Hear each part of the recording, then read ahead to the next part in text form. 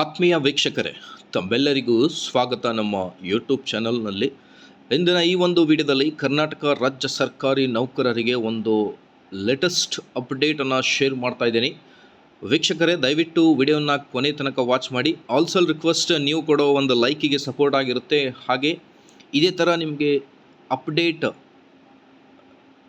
Day by day ಏನೆಲ್ಲ ಬರುತ್ತೆ, 7th pay commission ಮತ್ತು OPS ಕುರಿತು ನಮ್ಮ ಯೂಟ್ಯೂಬ್ ಚಾನಲಲ್ಲಿ ನಿಮಗೆ ತಿಳಿಸಲಾಗುವುದು. ಸೊ ಹಾಗಾಗಿ subscribe to our channel. Okay, subscribe ಮಾಡಿಕೊಳ್ಳಿ ಮತ್ತು ವಿಡಿಯೋವನ್ನು ಕೊನೆ ತನಕ ವಾಚ್ ಮಾಡಿ.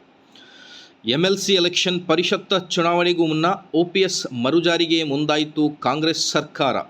ಅದರ ಜೊತೆಗೆ 7ನೇ ವೇತನ ಆಯೋಗದ ಕುರಿತು ಕೂಡ ನಾವು ಡಿಸ್ಕಸ್ ಮಾಡ್ತಾ ಬರೋಣ ಇಂದಿನ ಈ ಒಂದು ವಿಡಿಯೋದಲ್ಲಿ. ವೀಕ್ಷಕರೇ, ವಿಧಾನ ಪರಿಷತ್ ಚುನಾವಣೆ MLC ಎಲೆಕ್ಷನ್. ಸೊ BJP ಅಭ್ಯರ್ಥಿಗಳನ್ನು ಘೋಷಿಸಿದ ಬೆನ್ನಲ್ಲೇ ಕಾಂಗ್ರೆಸ್ ಕೂಡ ತನ್ನ ಅಭ್ಯರ್ಥಿಗಳ ಪಟ್ಟಿಯನ್ನು ಬಿಡುಗಡೆ ಮಾಡಿದೆ. 3 ಶಿಕ್ಷಕರ ಕ್ಷೇತ್ರ ಮತ್ತು 3 ಪದವೀಧರ ಕ್ಷೇತ್ರಗಳಿಗೆ ಕಾಂಗ್ರೆಸ್ ಅಭ್ಯರ್ಥಿಗಳನ್ನು ಘೋಷಿಸಿದ್ದು, ಚುನಾವಣೆಯಲ್ಲಿ 6 ಸ್ಥಾನಗಳಲ್ಲೂ ಗೆಲ್ಲುವ ಮಾಸ್ಟರ್ ಪ್ಲಾನ್ ರೂಪಿಸುತ್ತಿದೆ.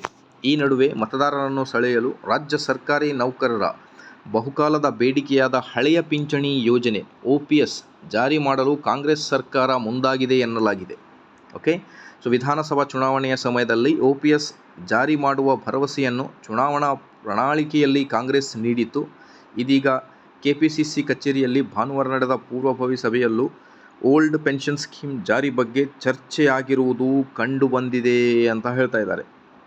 ಸೊ ಹಾಗಾಗಿ 7ನೇ ವೇತನ ಆಯೋಗದ ಅನುಷ್ಠಾನ, ಅದರ ಜೊತೆಗೆ ಓಲ್ಡ್ ಪೆನ್ಷನ್ ಸ್ಕೀಮ್, ಈ ಎರಡೂ ಲೇಟೆಸ್ಟ್ ಅಪ್ಡೇಟ್ ತಮ್ಮೊಂದಿಗೆ ಇಂದಿನ ಈ ಒಂದು ವಿಡಿಯೋದಲ್ಲಿ ನಾನು ಶೇರ್ ಮಾಡಿದ್ದೇನೆ.